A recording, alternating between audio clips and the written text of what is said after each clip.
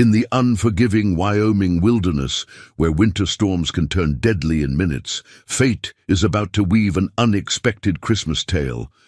June Avery has never let her blindness define her, managing her family's ranch with quiet determination. But on Christmas Eve, betrayal and a brutal blizzard leave her stranded in the merciless cold, her trusted cane buried somewhere beneath the mounting snow. As hypothermia sets in, salvation arrives in an unlikely form. Bo Remington, a wealthy rancher who's lost more than just his way in the storm. He finds her half-frozen, a shadow against the white landscape, and carries her to an abandoned line cabin. What begins as a simple act of survival will transform into something neither of them expected. But who left June to die in the storm? And why? Before we jump back in, tell us where you're tuning in from.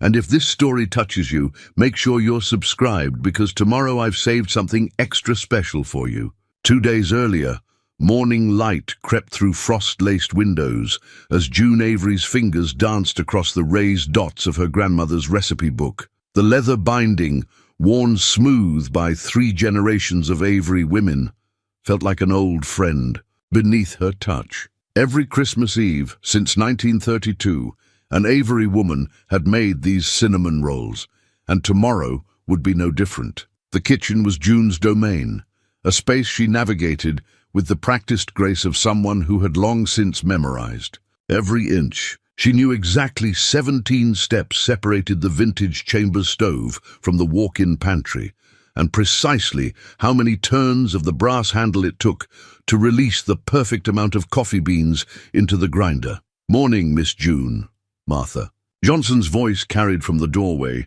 bringing with it the crisp scent of December air. The elderly housekeeper had been with the family since before June lost her sight at 12. "Smells like you're planning those famous rolls again." June smiled, measuring flour by touch. "Christmas Eve tradition. Though we might need double batches this year, seems half the ranch hands have invited their families." She paused, head tilting. "You're limping again, Martha. That hip bothering you?"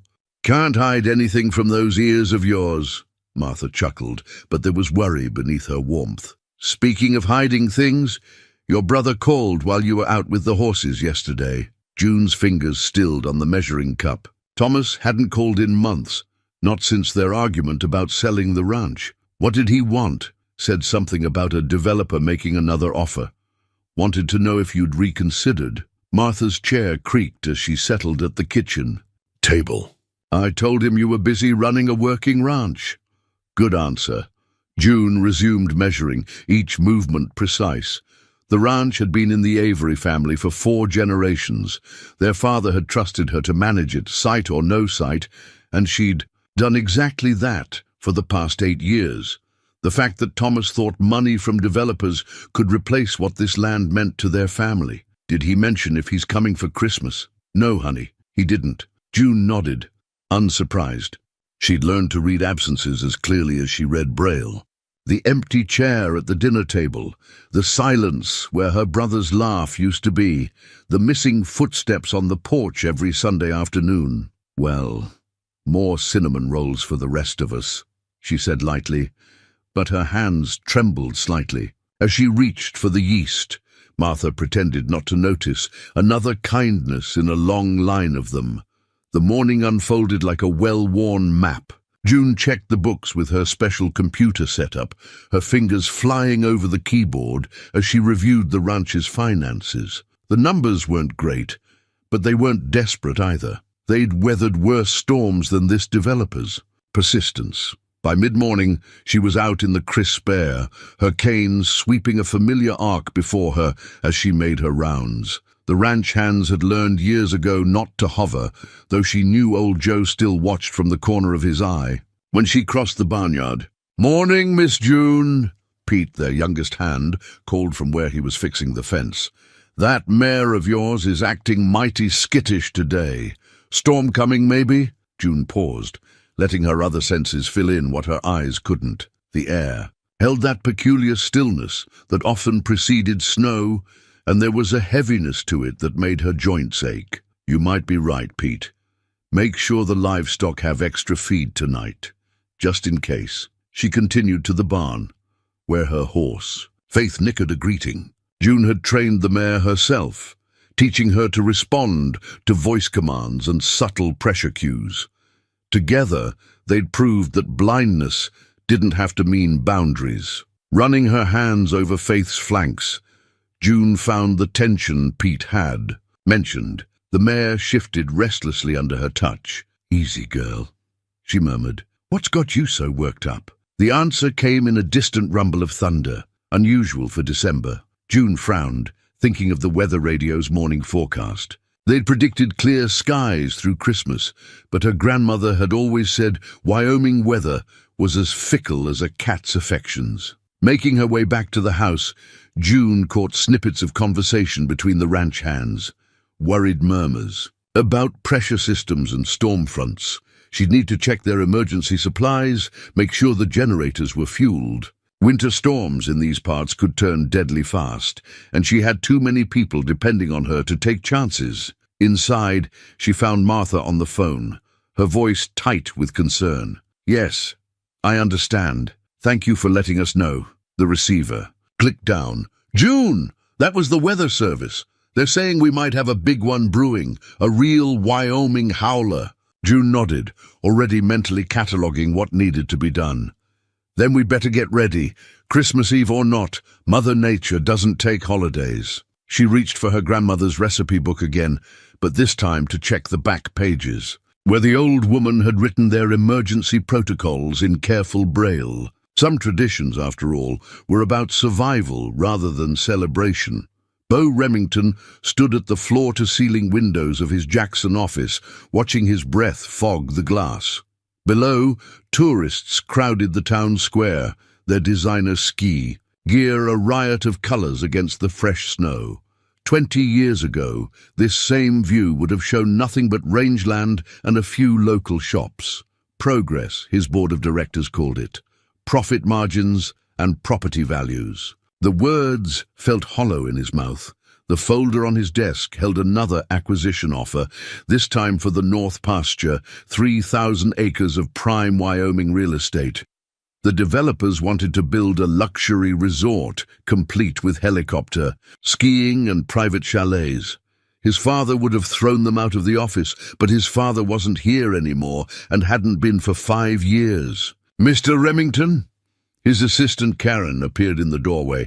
"The board members are waiting in the conference room." Bo straightened his tie, a gesture that felt like tightening a noose. "Tell them I'll be there in a minute." Once alone, he opened his desk drawer and pulled out the old deed to Remington Ranch.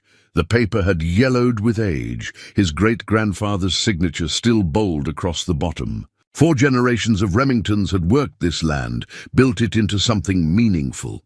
Now here he was, considering carving it up like a Christmas turkey. The conference room fell silent as he entered.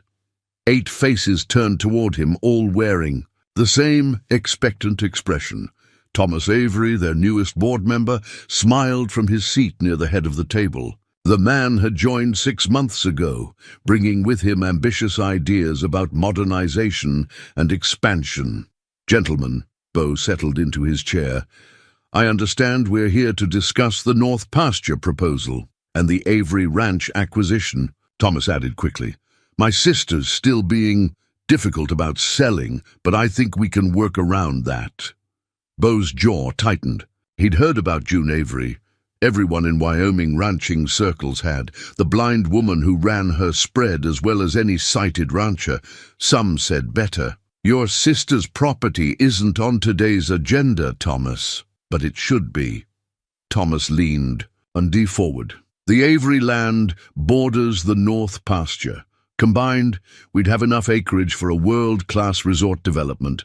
Think big, Bo. This is the future of ranching in Wyoming." "The future of ranching," Bo repeated slowly, "is ranching." But even as he said it, he could feel the weight of reality pressing down. The profit margins on traditional cattle operations were shrinking. Young people were leaving for the cities. Even his own ranch hands were getting older with fewer newcomers, wanting to learn the trade. The numbers don't lie, Gerald Morton, their CFO, spread spreadsheets across the table. Cattle operations barely break even, but tourism, real estate development, that's where the real money is. Your father was a great rancher, Bo, but times change. Bo's fingers traced the edge of the old deed in his pocket. Times change. Wasn't that what his father had said on his deathbed? Adapt or die, son. Just don't forget who you are in the process. I'll consider the North Pasture proposal, Bo finally said, but I want to inspect the land myself before making any decisions. One last time. Thomas frowned. The storm forecast? I know these lands better than any weather report. Bo stood, ending the discussion. I'll drive out today. Stay at the line cabin if necessary. We'll reconvene after Christmas. Back in his office, he changed into ranch clothes kept ready in a closet, worn jeans, boots, heavy wool coat. The transformation felt like shrugging off a costume, becoming real again. Karen watched him with worried eyes as he headed for the elevator. Take the satellite phone, she called after him. The weather service just upgraded their warning. Bo patted his pocket where the phone sat next to the old deed. He didn't tell her he probably wouldn't have service out there anyway. Some places, thank God, were still beyond the reach of modern convenience. His truck was the only working vehicle in the private garage, surrounded by luxury cars under custom covers. The engine turned over with a familiar rumble, and as he pulled out into the growing afternoon storm, Bo felt something inside him begin to settle. Out here, away from boardrooms and balance sheets, he could almost imagine his father in the passenger seat, pointing out landmarks only a rancher would know. Remember, son, his father's voice echoed in his memory. Land ain't just dirt and grass. It's history. It's family. You can't put a price tag on that. But they'd put price tags on everything these days. And tomorrow, he'd have to decide if his father's wisdom was worth more than modern economics. The old weather radio crackled in the ranch office, its static-filled voice growing more urgent with each passing hour. June sat at her desk, fingers moving across the latest weather bulletin in Braille, while Martha paced near the window. Catastrophic blizzard conditions, wind gusts up to 60 miles per hour, temperatures dropping to -20. June's voice trailed off as she reached the end of the report. They're calling it the storm of the decade. We should cancel tomorrow's Christmas Eve gathering, Martha said, worry clear in her voice. Most of the Hands families haven't arrived yet. The office door burst open, bringing with it a gust of bitter wind, and Cole Turner, their ranch foreman. June had always thought his footsteps sounded like trouble walking, and today they carried extra urgency. Miss June, he was slightly out of breath. We've got problems at the north fence line. Someone cut through the wire. Found about 30. Head missing. June's hand tightened on the weather bulletin. Cattle didn't just disappear, and fence wire didn't cut itself. When?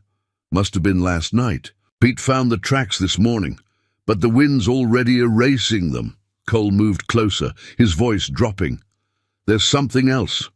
The emergency generator's been tampered with. Fuel lines cut clean through. Martha gasped, but June kept, her face carefully neutral. Inside, her mind was racing. The generator had been fine yesterday when she'd checked it. She'd run her hands over every inch during her daily inspection. The spare parts, she began. Gone, Cole cut in. Supply. Shed's been cleaned out. No fuel line replacements, no backup batteries for the radio. Even the extra thermal blankets are missing. The pieces were fitting together like a terrible puzzle. The missing cattle would draw their attention to the north fence line, far from the ranch house.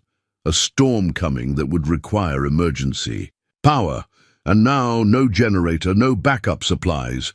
Martha, June's voice was steady despite her racing heart, call the sheriff. Cole, get everyone inside now.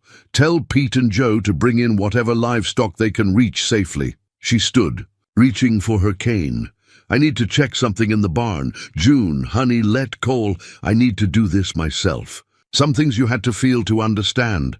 And June's fingers were better than any pair of eyes.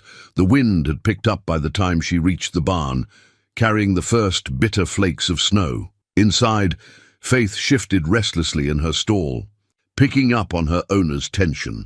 June moved purposefully to the back wall, where a hidden panel concealed her father's old safe. The combination lock was a simple thing to navigate by touch. Left to 35, right to 16, left to... Her fingers faltered. The dial wasn't stopping where it should. Someone had forced it, leaving subtle burrs in the metal that only the most sensitive fingers would detect. Inside, where the ranch's emergency cache and important documents should have been, June found empty space and a single sheet of paper. Her heart sank as her fingers traced the freshly printed braille. Some things are better off in more capable hands. The words might as well have been written in acid. Only 3 people at the ranch could read braille, and only one had access to the special printer in her office. Someone she'd trusted. Someone who knew every inch of the ranch as well as she did. The radio in her pocket suddenly crackled to life, the emergency broadcast system's distinctive tone cutting through the growing storm. Immediate warning. Conditions deteriorating. Rapidly, all residents advised to seek shelter. June's mind raced through scenarios, each worse than the last. The ranch house would be the obvious shelter, which meant, "Faith," she whispered, moving to her horse's stall. "We need to warn the others, but not from here." Her fingers found the familiar straps of Faith's bridle, the worn leather telling its own story of trust and partnership. Outside, the wind howled a warning, but June heard something else in its voice now. Betrayal had a sound all its own, and it was racing the storm to see which could strike first. She needed to reach the line camps, warn the hands scattered across the ranch's vast acreage. The house wasn't safe, not anymore. But first, she had to make one stop. The old sycamore where she'd hidden her grandmother's real emergency fund, the one even Thomas didn't know about. Faith nudged her shoulder gently, warm breath carrying the scent of hay and home. June squared, her shoulders feeling the weight of generations of Avery women who'd faced their own storms. "Well, girl," she whispered, "let's show them what capable really means." The wind carried ice now, tiny daggers that stung even through June's heavy coat. Faith picked her way carefully along the familiar trail to the sycamore, each step muffled by the growing blanket of snow. In the distance, the ranch house lights flickered. The main power was already failing. The old sycamore stood sentinel at the edge of the east pasture, its massive trunk a landmark June could find even in the darkest night. She dismounted carefully, her boots crunching in the fresh snow. 15 steps around the trunk, then reach up about head height. There, her fingers found the hidden hollow where generations of Avery women had kept their insurance against hard times. Empty, the realization hit harder than the bitter wind. This hiding place was a family secret, passed from mother to daughter. The only other person who could have known, looking for something, June. Cole's voice came from behind her, changed somehow. Gone was the warm respect she'd known for 8 years, replaced by something cold and hard as the gathering storm. The money was never yours to take, Cole. June kept her hand on Faith's bridle, measuring the distance between them by the sound of his voice. "Did Thomas put you up to this?" His laugh held no humor. "Thomas, your brother's an idiot who thinks selling to developers is the answer. No, this is bigger than his little resort plans." Snow crunched as he moved closer. "Do you know what this land is really worth? What's under it?" "The mineral survey." The pieces clicked into place. "That's why you insisted on the new geological study last spring." "Uranium. Enough to make the gold rush look like a kid's treasure hunt." His voice held a fever she'd never heard before. "Your father knew. That's why he never sold, never developed, just sat on a fortune while paying us ranch hand wages." June's mind raced. The forged documents in the safe, the sabotaged equipment, the missing cattle, all distractions. The storm warning, you knew it was coming. Best time to acquire property is right after a tragedy. When a blind ranch owner foolishly rides out into a blizzard and doesn't come back. He was closer now. The ranch goes to Thomas. And Thomas, well, he's already agreed to sell to the right buyers. He just doesn't know who they really are. Faith shifted nervously, sensing the tension. June could feel the storm's intensity building, the wind now a constant roar. She needed to get to the line camps, warn the others. But Cole stood between. "Her and the trail. You won't get away with this," she said, her voice carrying the steel of generations of Avery women. "The hands know this ranch. They'll figure it out. The hands are busy with the cattle up north. By the time they realize something's wrong..." The crunch of his boots in snow stopped. "Well, let's just say the storm's about to get worse." It happened fast. A sharp sound, a branch breaking. Faith reared, startled. June held on, but something struck her leg hard. Her cane went flying as she struggled to control the panicking horse. Cole's laughter mixed with the howling wind. "That's it, run!" he shouted as Faith bolted. "The storm will finish what I started!" June clung to the saddle, snow and wind disorienting her completely. Faith galloped blindly through the storm, terror making her forget all her careful training. Branches whipped past, stinging June's face. She tried to guide the horse, but without her cane, without any reference point, the impact came suddenly. A low-hanging branch caught June across the shoulders, tearing her from the saddle. She hit the ground hard, the breath knocked from her lungs. Above, Faith's panicked hoofbeats faded into the storm's fury. June lay in the snow, fighting to breathe. Her right arm screamed in pain when she tried to move it. No cane, no horse, no way to tell which direction led to safety. The cold was already seeping through her clothes, and her years of experience told her exactly how long she had before hypothermia set in. "Get up," she whispered to herself, her grandmother's voice echoing in her memory. "Avery women don't quit." She struggled to her feet, cradling her injured arm. The wind had become a solid wall of ice, disorienting even her usual acute sense of direction. Every step was a battle, the snow already deep enough to make walking treacherous. She couldn't feel her feet. Somewhere in the white darkness, Cole was probably watching her struggle, waiting for the storm to do his work. June straightened her spine, refusing to give him the satisfaction. She was blind, yes, but she'd been blind before. The ranch was in her blood, in her bones, even in a blizzard, even without her cane. But as another blast of wind nearly knocked her down, a terrible thought crept in.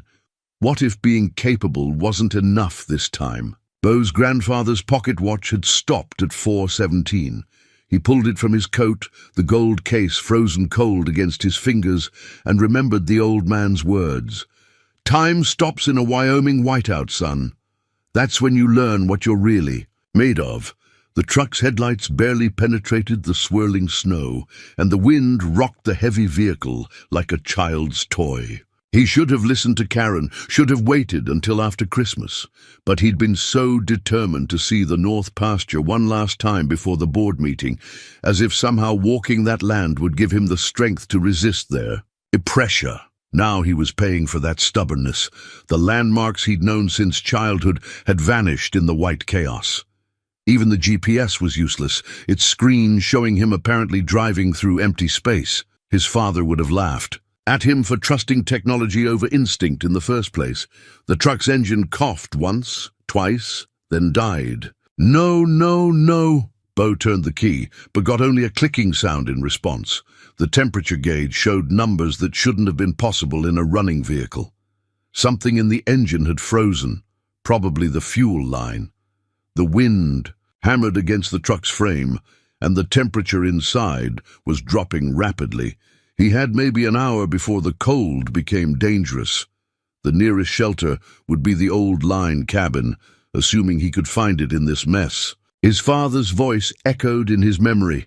"Count the fence posts from the big rock, boy. Each one's 15 feet apart. Get to 30, turn east, and you'll find the cabin every time."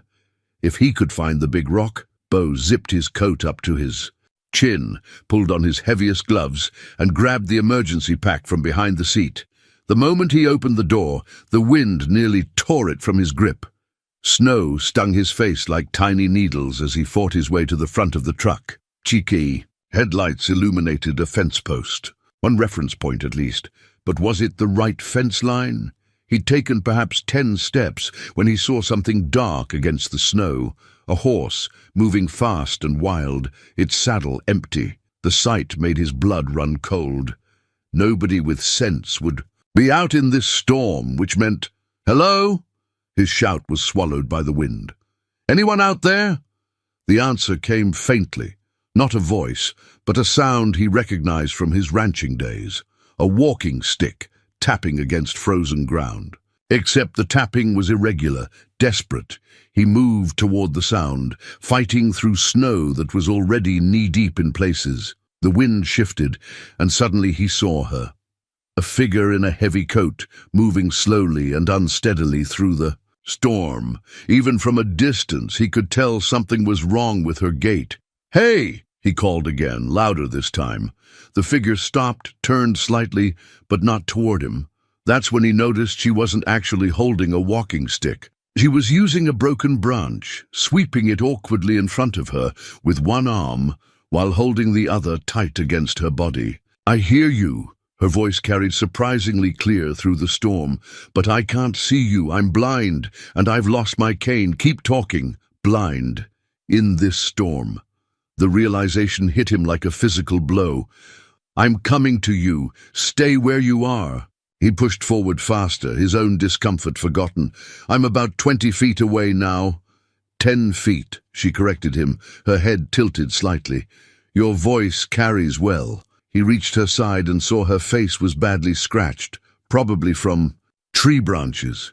Her right arm was held at an awkward angle, and her lips were taking on a bluish tinge. But her expression was composed, almost dignified. "June Avery," she said through chattering teeth, "though this isn't quite how I planned to introduce myself to my neighbor, Bo Remington." He shrugged off his coat and wrapped it around her. Seeing recognition flash across her face at his name. "The line cabin's nearby. Can you walk? If you guide me. But we need to hurry. There are people in danger back at my ranch. Someone... Tell me once we're out of this storm." Without further discussion, he took her uninjured arm and tucked it against his side. "Small steps. I'll tell you if there's anything in your path."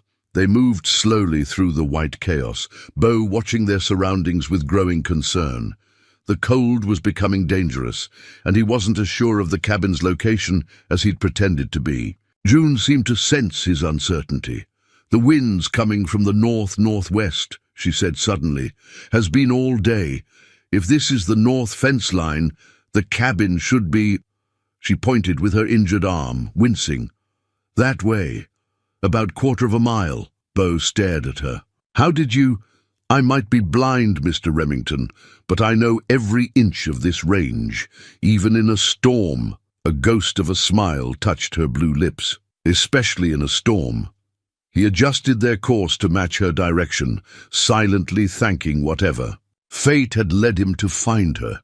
She was right. Within minutes, the dark shape of the line cabin emerged from the white void like a miracle. The line cabin's door key was right where it had always been, tucked behind the loose board near the handle. Bo's frozen fingers fumbled with it as June stood behind him, one hand resting lightly on his shoulder for guidance. The old lock, finally, turned with a protesting groan. "Watch the threshold," he warned, then caught himself. "Sorry, I meant, it's fine," June said, her voice tight with pain and cold. "Just tell me how high to step." Inside, the cabin was a time capsule of ranching life. Bo hadn't been here since his father's death, but nothing had changed. The same rough-hewn furniture, the pot-bellied stove, the narrow bunk beds along the far wall. Even the air held the same mix of dust, old wood, and memories. 6 steps. "Forward to the stove," June said suddenly. "Wooden chair 3 steps to the left, water pump in the far right corner, if it hasn't frozen." Bo stared at her. "You've been here before?" "My father and yours used to meet here monthly to discuss grazing rights." Her good hand traced the back of the chair as she sank into it. "I memorized every inch while they talked." A violent shiver ran through her body. The emergency supplies, still in the trunk under the window. Bo moved quickly to the old chest, its brass hinges bright from generations of use. Inside, neatly packed, were the basics of survival: Blankets, first aid kit, matches, emergency rations. His father and Glenn Avery had maintained this shelter for 30 years, a friendship built on trust and shared respect for the land. June's teeth were chattering audibly now. Hypothermia, Bo realized. He needed to act fast. We need to get you warm. He grabbed blankets and the first aid kit. Can you move your injured arm? Shoulders dislocated, I think. When I fell, she stopped, her face tightening. When you fell? Or when someone made you fall? The question came out sharper than he intended. Her expression confirmed his suspicion. That's why you were out in the storm. Someone did this to you. June's face turned toward the sound of him gathering. Wood for the stove. You're more observant than your reputation suggests, Mr. Remington. Bo, he corrected, striking a match. The kindling caught quickly. And reputations aren't always accurate, just like development deals aren't always what they seem. Her uninjured hand clenched on the blanket he'd draped over her shoulders. You know about the uranium deposits. The word hung in the air between them. Bo fed another log into the growing fire, buying time to think. Found out this morning. Your brother's not as discreet as he thinks. He turned to face her, though she couldn't see his expression. But that's not why you're out here, is it? No. June's face was gradually regaining color in the stove's warmth. Cole Turner, my foreman. He's working with someone. They sabotaged. The ranch's emergency equipment scattered the cattle, used the storm as cover. Her voice hardened. They're counting on the blind woman not surviving the night. Much neater than an obvious murder. Bo's hands stilled on the stove door. Turner. He's been meeting with Thomas and some mining executives. I saw them in Jackson last week. The pieces were fitting together. June, that shoulder needs to be set. It'll only get worse. Not until you tell me everything you know.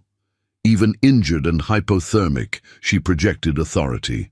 Why were you really out here today, Bo? He looked at the key in his hand. The key that had waited behind that loose board through countless storms, countless meetings between ranchers who believed a handshake meant something. His father and hers had understood what this land meant. Beyond profit margins and mineral rights, because some decisions need to be made on the land, not in boardrooms. He moved to her side. I'll tell you everything, but first, we need to take care of that shoulder. Do you trust me? June's face turned up toward his voice, and for a moment he saw past her blindness to something else, a strength that had nothing to do with seeing or not seeing. Depends, she said softly. Are you still the man your father raised you to be? The old cabin key felt warm now in his palm, carrying the weight of generations of trust. Let's find out together. He knelt beside her chair. Now this is going to hurt, but I promise you're not facing this storm alone anymore. Her good hand found his shoulder, strong and sure. Then let's get started. We have a lot to do before this storm ends. The single lantern cast long shadows across the cabin's weathered walls. Bo had found it in the emergency trunk, its glass chimney miraculously unbroken after all these years. Now its warm glow fell across June's face as he prepared to set her shoulder. My father taught me this, he said, positioning himself behind her chair. Had to do it for him once, after a horse threw him during a spring roundup. Tell me about it, June said through clenched teeth, her good hand gripping the chair's arm. Distraction helps. Bo carefully placed his hands on her injured shoulder, feeling the unnatural angle. It was a young stallion, barely green-broke. Dad insisted on riding him himself, stubborn that way. Sounds familiar. June managed a small smile. Was it storming then too? No, but ready? On 3. 1. He moved suddenly, rotating her arm up and in with practiced precision. There was a soft click, followed by June's sharp intake of breath. Sorry about the count. Don't be. She slowly rotated her shoulder, relief evident in her expression. Your father taught you well. Mine would have counted to 3 and done it on 4. The lantern flickered as a particularly strong gust rattled the cabin's windows. Bo busied himself making a sling from a clean bandage, trying not to notice how the light caught the auburn highlights in her hair or the quiet dignity with which she bore her pain. "You move differently than most people," June said suddenly, "deliberately, like you're always thinking 3 steps ahead. But not tonight. Tonight, you were running from something." Beau's hands stilled on the bandage. "That obvious? To someone? Who listens for a living?" "Yes." She turned her face toward him, unseeing eyes somehow finding his exact location. "What were you really doing out here, Beau?" The lantern's flame wavered again, and in its unsteady light the cabin seemed to shrink, around them creating a pocket of truth in the storm's chaos. Beau sank into the chair opposite her. "Running," he admitted, "from a board meeting where I was supposed to sign away the North pasture, from becoming the kind of man who puts profit above—" He gestured at the cabin, forgetting for a moment. She couldn't see, above this, what our fathers built. And what did you find instead? A blind woman who sees more clearly than I do. The words came out before he could stop them. June's laugh was unexpected and genuine. "Careful, Mr. Remington. That sounded dangerously close to admiration." Maybe it was. He reached for the first aid kit again, taking out antiseptic for the scratches on her face. "Those branches got you pretty good. This might sting." "I trust you," she said simply, tilting her face up to give him better access. The words hung between them, weighted with meaning neither was ready to examine too closely. As he carefully cleaned each cut, Beau found himself studying her features in the lantern light. The strength in her jaw, the subtle laugh lines around. Her eyes, the quiet confidence that seemed to radiate from her even now, injured and trapped in a storm. "You're staring," she said softly. "Sorry, don't be. I do my own kind of staring." Her uninjured hand moved up, hesitating near his face. "May I?" Beau swallowed hard. "Of course." Her fingers traced his features with butterfly lightness, across his forehead, down the slope of his nose, along his jawline. He forced himself to breathe normally, acutely aware of how intimate this was, how vulnerable they both were in this moment. "You have kind eyes," she said finally, her hand dropping back to her lap. "How could you possibly know that?" "Because kindness shows in more than just sight. It's in how gently you set my shoulder, how you keep checking the fire without being asked, how you haven't once treated my blindness as a weakness." She smiled slightly. "And in how your voice changes when you talk about this land, like your fathers did." The lantern's flame danced, casting her face in alternating light and shadow. Outside, the storm raged on, but in here, something else was building, a connection forged in shared understanding of what really mattered. "We should try to rest," Beau said reluctantly, standing to check the stove one last time. "Tomorrow will come early enough, and with it, decisions," June added, softly, "for both of us." The lantern light caught the gleam of her grandmother's locket at her throat, a silent reminder of generations of Averys and Remingtons who had sheltered in this cabin, making their own choices about what to protect, what to fight for, and who to trust. Dawn brought no relief from the storm, only a subtle lightening of the darkness beyond the cabin's frosted windows. Beau had kept the fire going through the night, stealing glances at June as she dozed fitfully in the chair, refusing the bunk beds despite his insistence. He was stoking the flames when he heard her shift. "There's a chess set in the trunk," she said without preamble. "Hand-carved by my grandfather, 3rd compartment on the right." Beau found it wrapped in an old flannel shirt, beautifully worked pieces in dark and light wood, the board itself inlaid with subtle textures. "I didn't know Glenn Avery played chess." He didn't. June's fingers traced the curved neck of a knight as Beau set up the board. "He carved it for me the year after I lost my sight. Said sometimes the best way to see forward is to think sideways. I'm not sure I follow. Set up the pieces, and I'll show you." Her voice held a hint of challenge. "Unless you're afraid of losing to a blind woman." Beau arranged the pieces, noticing now how each one had distinct textures carved into its base. "White or black?" "Neither. Take all the pieces off the board." When he did, she leaned forward. "Now close your eyes." "June? Trust me, Mr. Remington. You spent all night teaching me about emergency first aid. Let me teach you something in return." He closed his eyes, feeling slightly foolish. "The board is divided into 64 squares." June's voice took on a teacher's patience. "Each one exactly 2 inches across. Without looking, place the white king in the center of E1.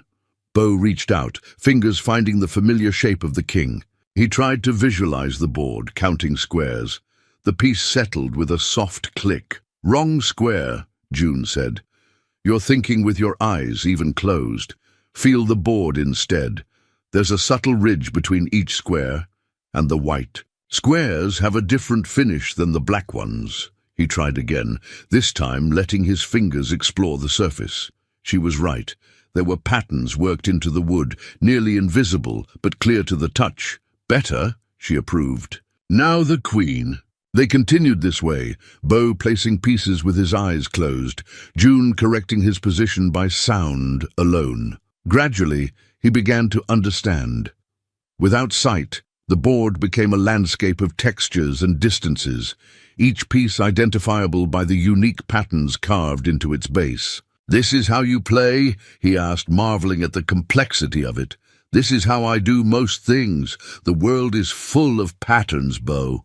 You just have to learn to read them differently." She demonstrated by setting up her own pieces, her movements, swift and sure. "Your father understood that. The day he and my father signed the grazing rights agreement, he spent an hour having me show him how I manage the ranch books in Braille." Bo opened his eyes, watching her confident movements. "I remember that day. He came home talking about how Glenn Avery's daughter had taught him more about ranching in one afternoon than he'd learned in 40 years. He was being kind. He was being honest." Bo studied the board between them, seeing it new through her. "Lesson, the same way you're being honest now, teaching me to see what I've been missing." June's hands stilled on a bishop. "And what have you been missing?" "That sometimes the most valuable things are the ones you have to look harder to see." He moved a pawn, then gently took her hand and placed it on the piece so she could read. His move, like the real worth of land that developers see as empty space, or the strength in people they write off as disabled. Her smile held a hint of challenge as her fingers found a knight, moving it with decisive grace. "I never thought—" "I know you didn't." She cut him off gently. "Just like you never really saw this cabin for what it is. Not just shelter from storms, but proof that our fathers understood something about preservation that has nothing to do with profit." The chess pieces stood between them like silent witnesses as the morning light strengthened behind the storm-clouded windows. Each one carved with patience and love by a grandfather determined to show his granddaughter that limitations were often just doorways to different ways of understanding. "Your move," June prompted softly. Bo closed his eyes again, letting his fingers find their way across the board. In the darkness behind his eyelids, he began to understand what June had been teaching him all along. Sometimes you had to stop looking with your eyes to really see what mattered. "Check," he said, placing his bishop. June's quiet laugh told him. He'd walked right into her trap. "Not quite, Mr. Remington, but you're learning. The old music box sat on the cabin shelf like a forgotten memory, its silver surface dulled by years of dust. Bo discovered it while searching for more lantern fuel, his fingers brushing against its intricate engravings. "My mother's," June said when she heard its distinctive click.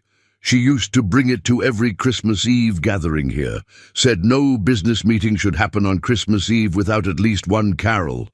Bo carefully wound the mechanism. The opening notes of Silent Night chimed softly, slightly off-key but haunting in the storm-muffled cabin. Outside, darkness was falling again, turning their second evening in the cabin into something that felt almost intentional rather than forced. "It's strange," June said, wrapped in a blanket near the stove. "This is the first Christmas Eve in 20 years I haven't made grandmother's cinnamon rolls." Her voice caught slightly. "The dough would be rising right now." Bo added another log to the fire, Tell me about them. You can smell them the moment you walk into the ranch house. Cinnamon and nutmeg, butter browning in the pan. Her face softened with the memory. Martha always says she can set her watch by when I start them. 5 a.m. every Christmas Eve, no matter what. The whole ranch must love that tradition. They do. Even the hands who claim they're too tough for Christmas get misty-eyed over those rolls. She smiled, then sobered. I hope they're all safe. Martha would have made sure everyone got to shelter, but with the generator sabotaged, the music box's melody wavered, slowing. Bo rewound it without thinking, the familiar carol starting. Again, your people are smart, June. They know that ranch as well as you do. Better than some, she said pointedly. Cole fooled me completely. All these years I thought... She shook her head. Some things you can't see coming, even with perfect vision. Bo moved to sit beside her, close enough to share warmth. Tell me more about your Christmas Eve traditions. Good memories only, just for now. June was quiet for a moment. Her face turned toward the music box's gentle tune. When I was little, before I lost my sight, my father would take me up in his plane on Christmas Eve afternoon. Just a quick flight over the ranch, but he'd tell me we were looking for Santa's advance team. Glenn was a pilot, licensed for small aircraft, said every rancher should be able to see their land from above. Her smile turned wistful. After the accident, when I couldn't see anymore, he still took me up. Said the important thing wasn't seeing Santa's team, but feeling how special the ranch was from any angle. The music box's song ended. In the sudden quiet, Bo found himself sharing his own memory. My father had this ancient Santa suit, wool, not synthetic, with real leather boots. Every Christmas Eve, he'd visit all the line cabins bringing treats to any hands stuck on duty. I remember, June said softly. He came here once when Dad and I were waiting out a storm. I was 14, still learning to navigate without sight. He let me touch the suit's fabric, feel the real fur trim. Then he described every ornament on the little tree they kept here in such detail I could almost see them. Bo looked at the corner where that tree had always stood. I haven't carried on that tradition. Why not? Got too busy with the business side, modernizing operations, looking at development deals. He stared into the fire. Somewhere along the way, I forgot. What made the ranch special in the first place? June's hand found his arm, her touch sure and warm. But you remembered today. Out in the storm, you chose to help a stranger instead of staying safe in your truck. You weren't a stranger, he said without thinking. Not really. Even before, I knew who you were. You were part of this land, part of what I've been trying to preserve without really understanding why. The music box had grown silent, but neither moved to wind it again. In the quiet, broken only by the crack of burning wood and the muffled howl of wind, something shifted between them. June's hand was still on his arm, and Bo found himself covering it with his own. Thank you, she said quietly. For what? For reminding me that not all traditions have to end. Her fingers intertwined with his, even if they take a different form. Bo looked at their joined hands, thinking of all the Christmas Eves that had passed in this cabin, all the deals made, friendships forged, traditions honored. His father in that old Santa suit, taking time to describe ornaments to a young girl, learning to see the world in a new way. June, he said softly, would you mind if I described what the storm looks like through the window, the way my father would have done it? Her smile was radiant in the firelight. I'd like that very much. And so, as Christmas Eve deepened around them, Bo found himself painting pictures with words, watching June's face light up as he described the intricate patterns of frost on the glass, the way the snow made the world look new-made and full of possibility. Like their fathers before them, they were creating something precious in this cabin. Not a business deal this time, but something far more valuable. Morning light revealed the storm's gradual weakening, and with it came the discovery that would test their newfound trust.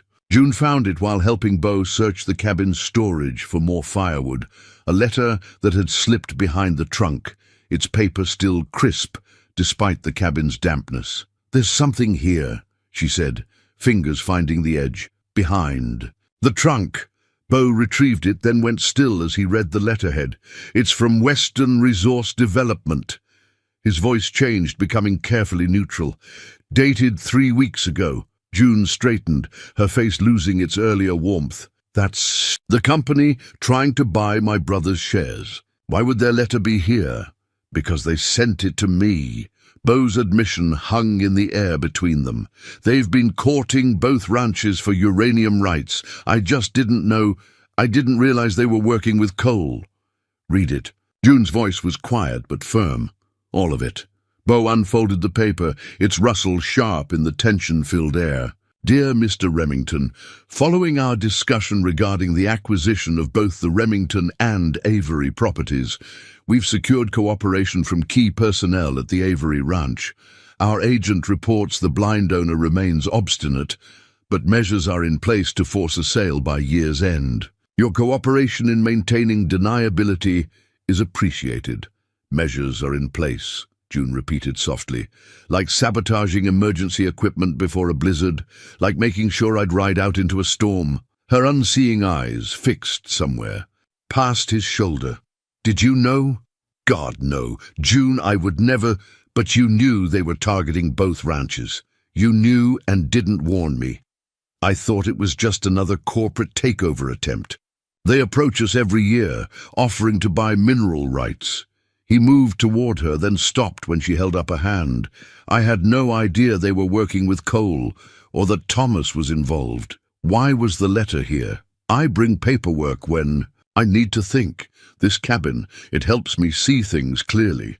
The irony of his words struck him as soon as they left his mouth. "Clearly." June's laugh held no humor. "Tell me something, Bo. All those board meetings with my brother, all those discussions about modernization and development. Did you ever once mention the uranium surveys?" "No." The admission cost him. "I thought if we didn't discuss it, it wasn't real, that I could find another way to save the ranch without selling out. While I was fighting to keep my ranch running, fighting against forces I couldn't see." She turned away, her shoulders rigid. "You knew what was coming and said nothing." "June, don't." She found her way to the window by memory, her good hand pressed against the cold glass. "You know what the worst part is? Last night, listening to you describe the storm, I started to believe that someone finally saw me, really saw me, as more than just the blind obstacle to progress." The letter crumpled in Bo's fist. "That's not fair. Everything I said last night was real." Was it? Or was it just guilt? She turned back to him, and despite her blindness, her gaze was devastating. "You sat there letting me talk about tradition and trust, knowing all along that you were part of what's threatening my home. By trying not to choose a side, I chose the wrong one." Bo moved closer, needing her to understand. "But finding you in that storm, learning to see things through your perspective, it changed everything. I know now what I have to do. And I know what I have to do."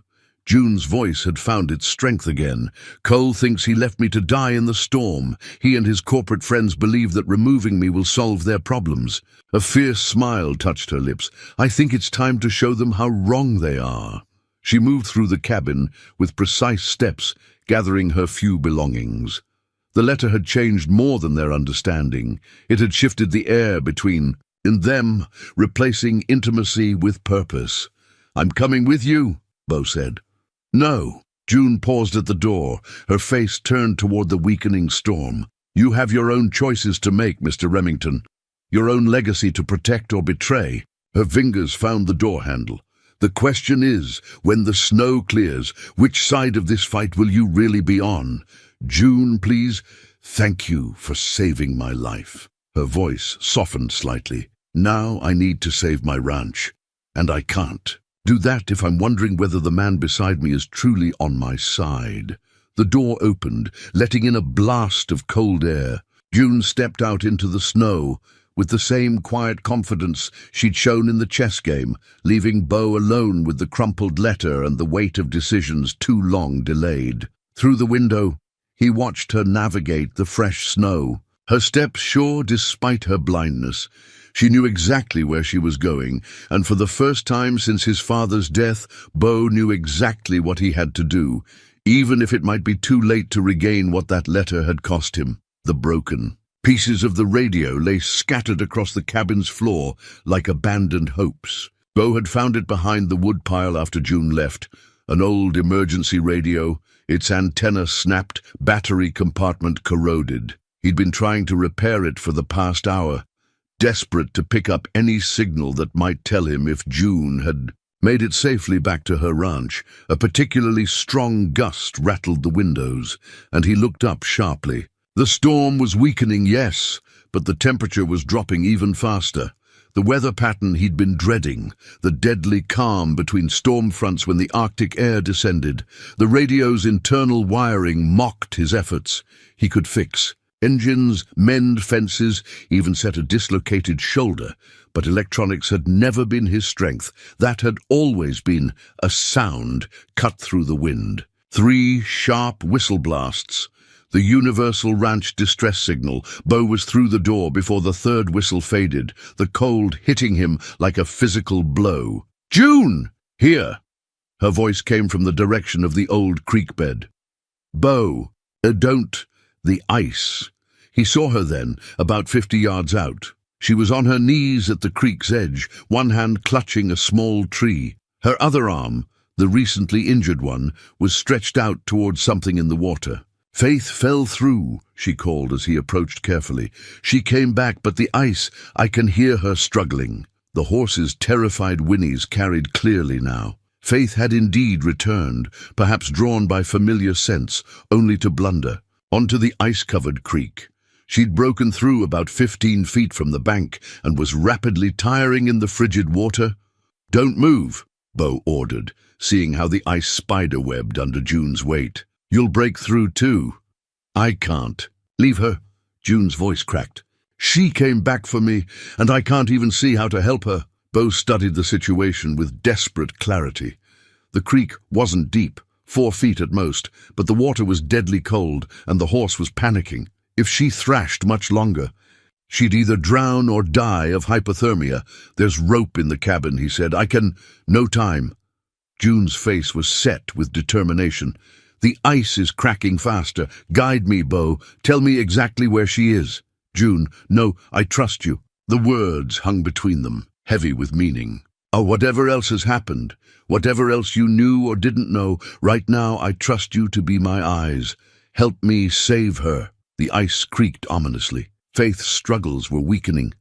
15 feet out, Bo said, his voice shifting to the same tone he'd used describing the storm. "She's angled slightly left. There's a fallen branch about halfway between you and her. You can use it to spread your weight." June began moving forward on her stomach, sliding carefully. "Keep talking. The branch is 3 feet ahead of you. Reach forward slowly. Yes, like that. The ice is more stable on the right side. Faith's trying to get her front legs up. She knows you're coming. 10 feet now." June's movements were methodical, deliberate. The same confidence she showed navigating her ranch guided her now across treacherous ice. Bo kept his voice steady, describing every detail, every shift in the ice's stability. "She's just ahead of you. Her reins are floating to your left. If you can grab them." June stretched out, her fingers finding the leather straps. "Got them. Now what? Talk to her. Let her know you're here while I—" Bo was already shrugging. Off his coat, preparing to help. "Easy, girl." June's voice took on the gentle tone she used with her horse. "Feel the reins? Follow them to me. That's it. Small movements." Incredibly, Faith began to calm. The horse stopped thrashing, responding to her owner's voice with the trust born of years together. With June guiding through the reins and Bo calling directions, they managed to help Faith find the stronger ice with her front hooves. What followed was a dangerous dance of trust and timing. June couldn't see the danger, but she could feel every shift in the reins, every change in Faith's movements. Bo could see everything, but had to translate it into guidance June could use. They worked together, as if the letter's revelations had never happened, focused only on saving the horse they both knew meant more to June than just transportation. When Faith finally scrambled onto solid ground, all three were shaking. The horse from cold, June and Bo from adrenaline and emotion. "We need to get her warm," June said, her hand finding Faith's shivering flank. "We need to get you warm too." Bo draped his coat over her shoulders. "June, about the letter." "Not now." She turned toward him, snowflakes catching in her hair. "Right now we have a horse to save. And then we have a ranch to save. After that we can talk about trust." Back in the cabin, with Faith safely sheltered in the attached lean-to, June sat at the rough-hewn table, while Bo sketched a map on the back of Western Resources' damning letter. The irony of using their conspirators' own paperwork to plan their downfall wasn't lost on either of them. "The ranch house is here." June's fingers found the spot on the makeshift map, reading the texture of the pencil marks. "Cole will expect me to head there first, which is exactly why we won't." Bo added more details to the map, making sure to press firmly enough for June to feel the lines. "Tell me about the mineral survey, every detail you remember." June's hand moved across the paper, building a mental picture. "They did core samples in 3 locations, here, here, and here." She pointed precisely. "The North Ridge showed the highest uranium concentrations. That's where Cole's been spending most of his time lately. Those cores would be evidence, proof they knew about the deposits before making their offer." Bo watched her fingers trace the route to the North Ridge. "Where would Cole keep records like that?" "The old tack room. He converted it to an office last spring. Said he needed privacy for ranch business." June's expression hardened. "I trusted him so completely that I never questioned why my foreman suddenly needed a locked office." Bo added the tack room to the map. "Security?" Key code on the door. 6 digits. A slight smile touched her lips. "Which I happen to know, since Cole doesn't realize how clearly numbers beep in different tones." "June Avery," Bo said with newfound admiration. "You are something else." "I'm observant, there's a difference." But her smile warmed slightly. "The real challenge isn't getting in. It's the timing. Cole keeps a regular schedule, even in emergencies. Every morning at dawn, he rides the north fence line. Takes exactly 2 hours. Bo glanced at his grandfather's pocket watch, now working again after thawing. "That gives us a window. But we'll need proof of more than just the mineral surveys. We need evidence of sabotage, of their plans for the storm." "Martha." June sat straighter. "She's been suspicious of Cole for months. Said his phone calls didn't sound like ranch business. If anyone's been keeping records, the housekeeper. Former Army intelligence, actually. Retired here 20 years ago because she said ranch life seemed peaceful." June's laugh held genuine. "Affection. She's been looking out for me since before I lost my sight. If there's documentation of Cole's calls or meetings..." Bo added another notation to the map. "So we have 2 targets. The tack room for the survey evidence, and Martha's records from the house." He hesitated. "June, about Thomas. My brother made his choice." Her voice was firm. "He chose money over family, development over legacy, just like Cole thought I would choose safety over the ranch." She reached across the table, finding Bo's hand with unerring accuracy. "The question is, what are you choosing?" Bo looked at their joined hands, then at the map drawn over Western Resources' letterhead, the same paper that had nearly destroyed. Their trust now held the plans for redemption. "I'm choosing to make things right," he said quietly. "My father and yours built something here that's worth more than uranium deposits or resort developments. I forgot that for a while, got lost in boardrooms and bottom lines. But you," he squeezed her hand, "you helped me see what really matters. Through a chess game and a horse rescue." Her tone was gently teasing, but her fingers tightened on his. "Through everything. Your courage, your commitment to the land, the way you see beauty in things I'd stopped noticing." He added one final detail to the map. "The way you fought for faith today, even when you couldn't see the danger. That's how we should be fighting for these ranches." June was quiet for a moment. Her face turned toward the window where the storm's fury had finally begun to fade. "It won't be easy. Cole has powerful friends, and Thomas doesn't know that his corporate friends plan to strip mine both ranches." Bo finished. Once we have proof, we can show him what his developer contacts really have planned. And if he still chooses their side, then we fight harder.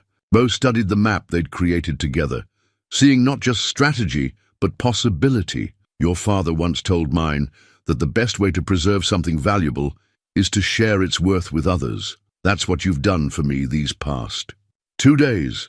Now it's time to show everyone else what these ranches really mean. June stood, her movements decisive. Then we should rest while we can.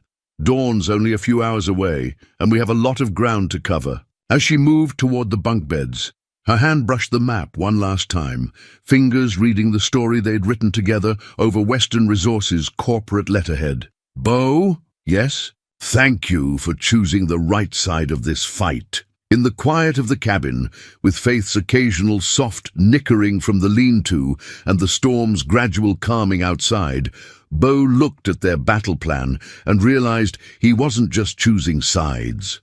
He was choosing a future, one where seeing clearly had nothing to do with eyesight and everything to do with heart. Dawn painted the snow-covered landscape in shades of rose and gold as June and Bo approached the Avery Ranch.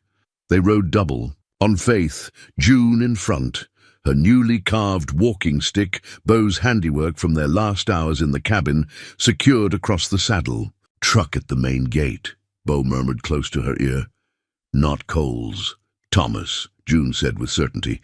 That diesel engine's been backfiring since October. Her head tilted, catching more sounds. 2 people moving on the front porch. One's Martha, she always favors her left foot, the other Cole, Bo confirmed, seeing the foreman's distinctive hat. He's early, should be riding fence line now. The storm changed everyone's patterns. June's hand tightened on her new cane. Martha will have seen us. She's clever enough to keep Cole distracted. They dismounted behind the old equipment barn, Faith's hooves muffled by the fresh snow. June oriented herself with a quick sweep of her cane, then turned to Bo. Remember, you take the tack room office while I check Martha's records. He touched her shoulder. Be careful. If Cole realizes you survived, he'll learn what else. He underestimated. She squeezed his hand once, then moved away with quiet confidence, her cane finding familiar paths through the snow. Bo watched until she reached the shadow of the barn before turning toward the main house. He could see Martha through the kitchen window now, apparently deep in conversation with Cole. The housekeeper's hands moved animatedly as she talked, keeping the foreman's back to the window. The side door opened at his touch. Martha's doing. No doubt, inside, the house smelled of coffee and cinnamon, a parody of Christmas Eve normalcy. Bo moved silently through the utility room, following June's directions to Martha's quarters. The old woman's room was military neat, exactly as June had described it. The false bottom in the trunk took longer to find, but there it was. A notebook, filled with Martha's precise handwriting. Dates, times, phone numbers, notes about late-night meetings and overheard conversations. And most damning of all, photographs of Cole meeting with men in expensive suits, time-stamped and annotated. A floorboard creaked behind him. Looking for something, Mr. Remington. Bo turned slowly. Thomas Avery stood in the doorway looking. More like a corporate raider than a rancher in his tailored wool coat. Just the truth, Thomas, about what's really planned for these ranches. The truth? Thomas's laugh was bitter. The truth is that my sister's stubbornness is costing us millions. Western Resources offer is more than fair. For the resort development, maybe. Bo held up Martha's notebook. But that's not what they're really after, is it?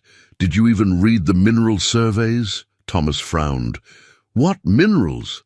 They want to build a ski lodge, condos.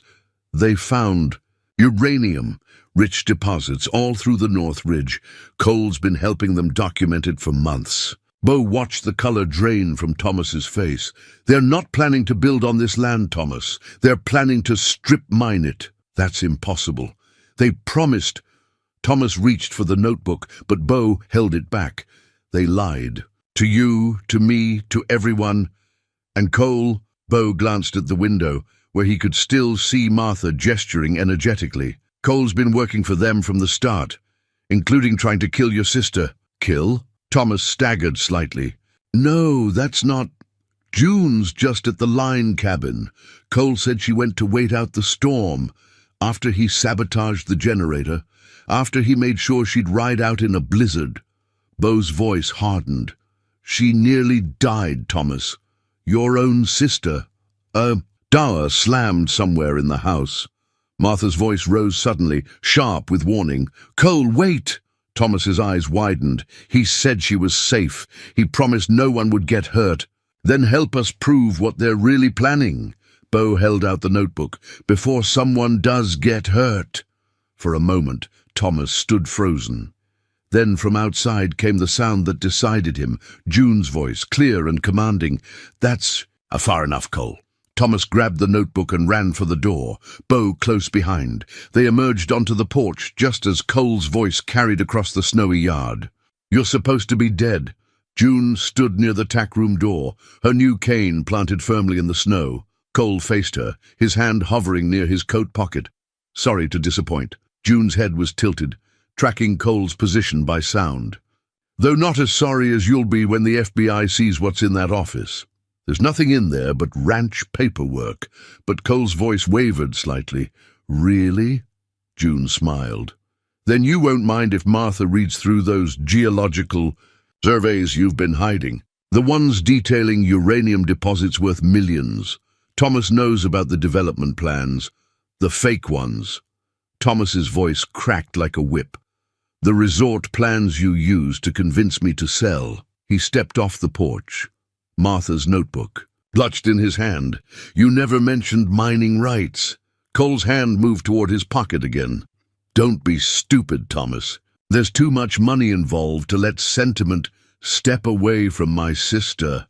Thomas's voice held an authority Beau had never heard before. And take your hand off that gun before I forget you're not worth going to jail over. Cole looked around, wildly seeing Martha on the porch with her phone clearly displaying 911. Thomas with the damning notebook, and Beau moving to flank him. But it was June who held his attention. June with her new cane and unshakable confidence. June who should have died in the storm, but stood before him now like judgment itself. It's over, Cole, she said softly. The only question is whether you'll face it like a man or a coward. The legal documents lay scattered in the snow like fallen leaves. Mineral surveys, corporate contracts, and secret agreements exposed to the cold morning light. Cole had tried to destroy them when he saw the sheriff's car approaching, but June's practiced ears had caught the sound of tearing paper. Every piece you throw is evidence we can use, she said calmly, her cane steady. In the snow, and I'm sure Martha's photos will fill in any gaps. Photos, Cole's voice cracked. What photos? Of every meeting you had with Western Resources executives, Martha called from the porch, her phone still trained on him. 20 years in Army intelligence teaches you to document everything. Beau watched the realization dawn on Cole's face. The understanding that his carefully constructed plan had been unraveling long before June survived the storm. The foreman's hand twitched toward his pocket again. Don't, Thomas said sharply. Enough people have been hurt. The sound of sirens grew louder, and June tilted her head. 3 vehicles. Sheriff Anderson's Crown Vic needs a new timing belt. State Police cruiser and, she smiled slightly, FBI. Unless I miss my guess, Martha's been busy. Cole looked wildly between them, his composure cracking. You don't understand. The money they offered was blood money, Beau cut in, moving to stand beside June, paid for with destroyed ranches and broken trusts, says the man who was ready to sell his own legacy last week. Cole's laugh held an edge of desperation. Don't pretend you're any better. I saw the signing papers in your truck. You're right. Beau felt June stiffen beside him. I almost made the same mistake, but someone helped me see what really matters. The sheriff's car crested the hill, followed by the other vehicles. Cole's hand moved with sudden decision, pulling something from his pocket. June reacted to the motion instantly, her cane sweeping Cole's legs while Beau tackled him. The gun fell harmlessly into a snowbank. That's assault with intent. Sheriff Anderson's voice carried across the yard as he emerged from his car. Weapon drawn. Add it to attempted murder, corporate espionage, and whatever else the FBI finds in that office. 2 FBI agents approached with Martha's notebook and the scattered documents. Thomas stepped forward, his face ashen. "I can explain about the development plans later, Mr. Avery." The female agent's voice was professional, but not unkind. "Right now, we're more interested in Mr. Turner's connections to certain unauthorized mineral extraction operations." As Cole was led away in handcuffs, June turned to her brother. "Thomas, I'm sorry, June." His voice broke. "I really thought it was just about modernizing the ranch. I never knew they were planning." "I know." She reached out, finding his arm. "But we need to talk about trust and about what this ranch really means." "The uranium deposits," Bo said quietly. "They're real. Both ranches will have to decide how to handle that knowledge." June's hand found his, her fingers intertwining with quiet certainty. "Together. We'll decide together." The FBI agents emerged from the tack room with boxes of evidence. Martha directed them with military precision, pointing out which documents were most crucial. Thomas moved to help, his banker's eye for detail finally serving the right cause. "Mr. Remington?" Agent Phillips approached with a familiar folder. "We found the original mineral surveys. According to these, the deposits extend under both properties. You and Ms. Avery will need to make some decisions." "We will," June answered for both of them. "But not today. Today's Christmas, and we have other traditions to honor first." Bo looked at her questioningly until understanding dawned. "The cinnamon rolls. If Martha saved the dough I started," June's smile was warm. "Sometimes the best way to rebuild trust is to break bread together." "The dough's been rising all night," Martha called from the porch. "Kept it warm during the power outage, just in case you made it back." The morning sun broke fully over the mountain, making the snow-covered ranch glitter like diamonds. But Bo knew the real treasure wasn't under the ground. It was standing beside him, teaching him again and again how to see what really mattered. "Uranium deposits or not," he said quietly, "some things are priceless." June squeezed his hand. "Like a father's legacy? Like finding someone who helps you live up to it. The legal documents would need attention soon. There would be statements to make, decisions about the minerals, hard conversations about the future. But right now, as ranch hands emerged from their quarters drawn by the commotion and the promise of June's famous rolls, Bo understood what his father had tried to tell him. The real value of land isn't measured in minerals or money, but in the community it creates and the love it nurtures. "Come on." June tugged him toward the house. "Help me bake something better than uranium." The old Christmas star ornament caught the late afternoon light, sending prisms dancing across the ranch house walls. Martha had found it in the attic that morning, wrapped in newspaper dated 1932, the same year June's grandmother had started the cinnamon roll tradition. "It's a bit tarnished," Martha said, placing it in June's hands, "but still solid silver." June's fingers traced the intricate patterns. "Dad hung this every Christmas Eve, said it was more than decoration. It was a reminder that light finds its way through the darkest nights." The kitchen bustled with activity as ranch hands and their families filtered in, drawn by the scent of fresh-baked rolls and coffee. The FBI had finished their initial investigation, leaving only a junior agent to keep watch on the property. The morning's tension had given way to a different kind of energy, one of community and healing. Bo watched from the doorway as June moved confidently through her domain, directing kitchen traffic with the same sure authority she used to run. The ranch. The third batch of rolls was just coming out of the oven, filling the air with cinnamon and promise. "She gets it from Mom," Thomas said quietly, joining him. "That ability to make everyone feel at home, even after everything that's happened." He held a small package wrapped in brown paper. "Found this in Cole's office. It's addressed to June, in Dad's handwriting." June turned at their voices. "Thomas, what is it?" "Something Dad left you. I should have given it to you years ago, but..." He swallowed hard. I was too busy trying to modernize everything he built to honor what he wanted to preserve. The kitchen quieted as June unwrapped the package, her fingers finding a small card. First, Martha stepped forward to read it. "For my June bug," Martha's voice carried clearly. "To remind you that the most precious things in life aren't seen with eyes, but felt with the heart.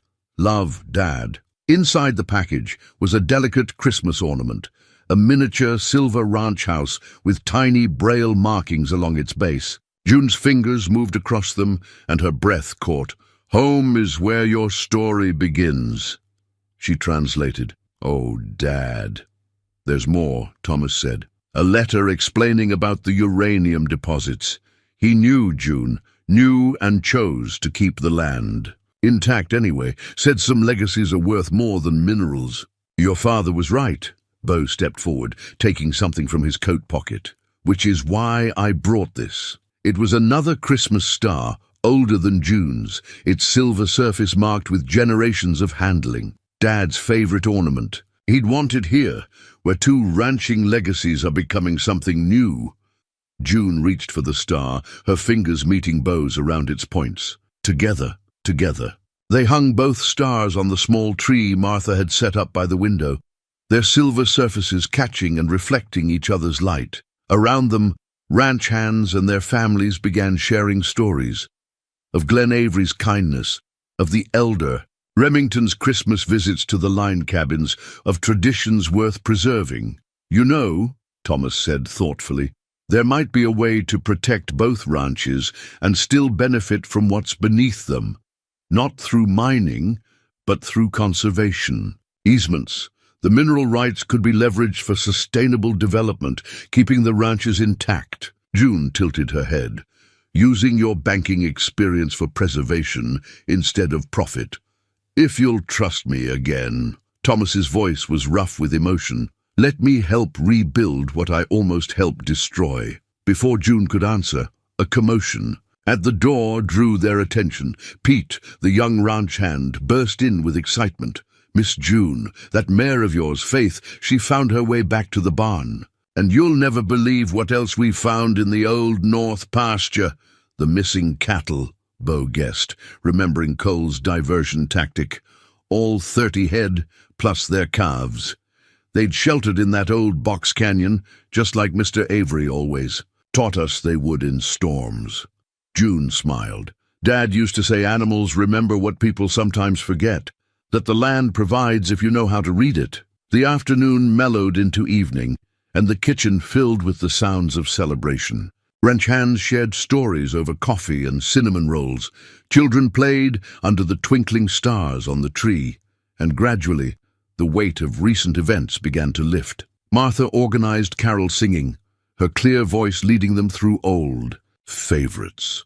When they reached Silent Night, June felt for Bo's hand. "Remember the music box in the cabin?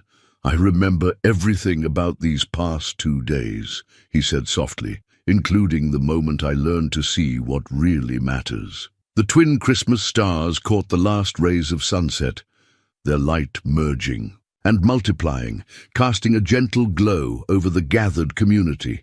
Outside, snow began falling again, not in a bitter storm this time, but in soft, peaceful flakes that promised to make Christmas morning magical. "Dad was right," June whispered.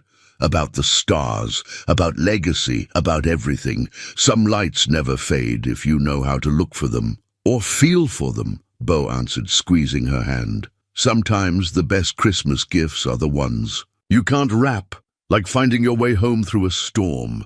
The combined ranch deed lay on the kitchen table, its fresh ink glistening in the morning light.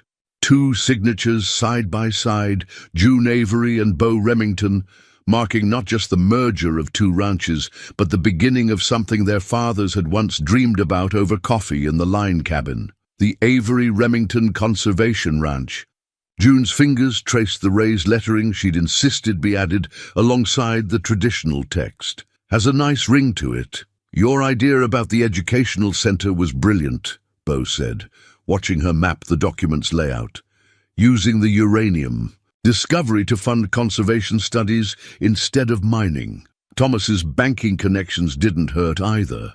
June smiled at her brother, who was explaining the conservation easement terms to Martha. Who knew his corporate experience would help us preserve the land instead of develop it? The morning sun streamed through windows that had been dark during the Christmas Eve storm just a month ago.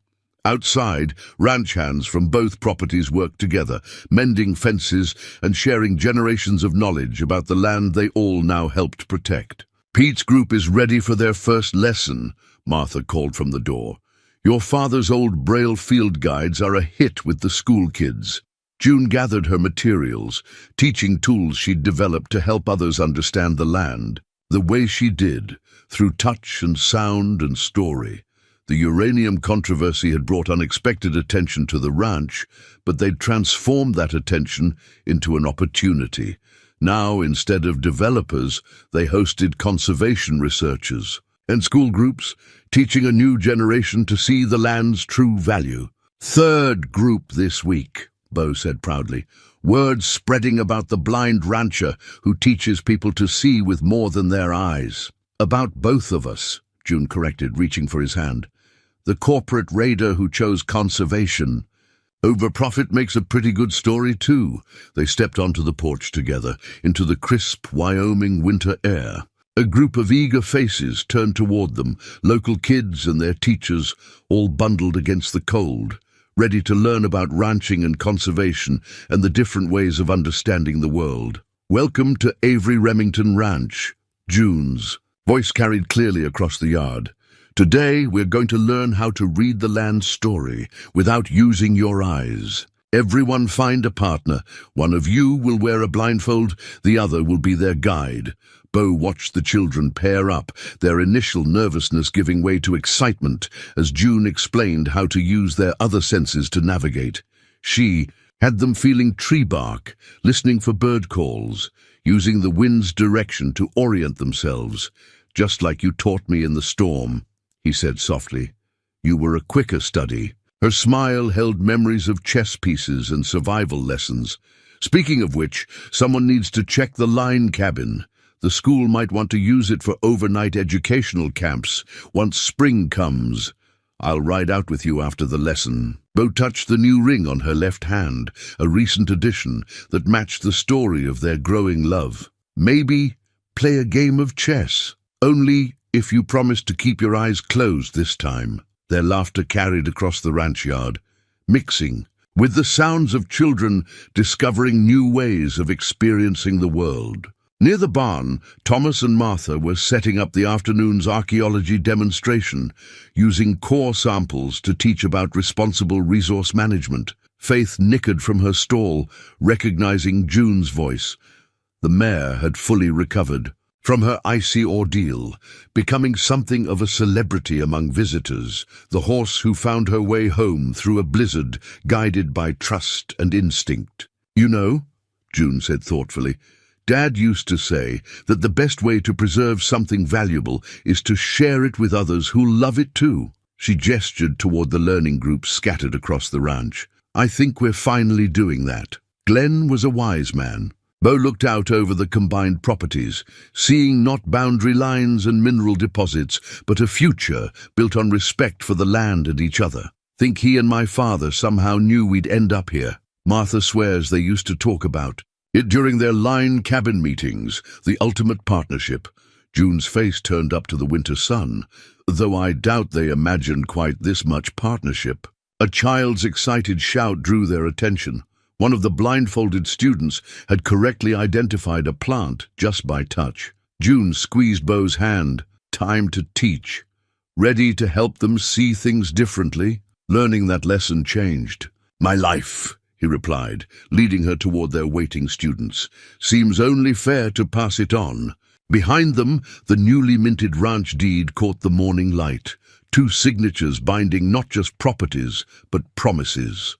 Promises to the land, to their father's memories, to the future they were building together, and above all, a promise. To remember that the most precious things in life, like love and legacy, are felt with the heart rather than seen with the eyes.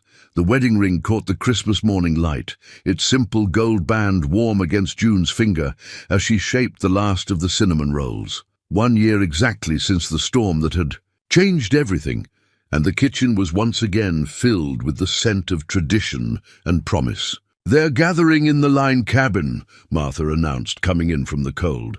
"Beau's got the old Santa suit out." June smiled, remembering. "His father's suit? The real wool one? Found it in the Remington attic last week. Had it cleaned. Special." Martha's voice held knowing warmth. Some traditions deserve preserving. The past year had transformed more than just the ranch's boundaries. The Avery Remington Conservation Center had become a model for sustainable ranching, attracting visitors from across the country.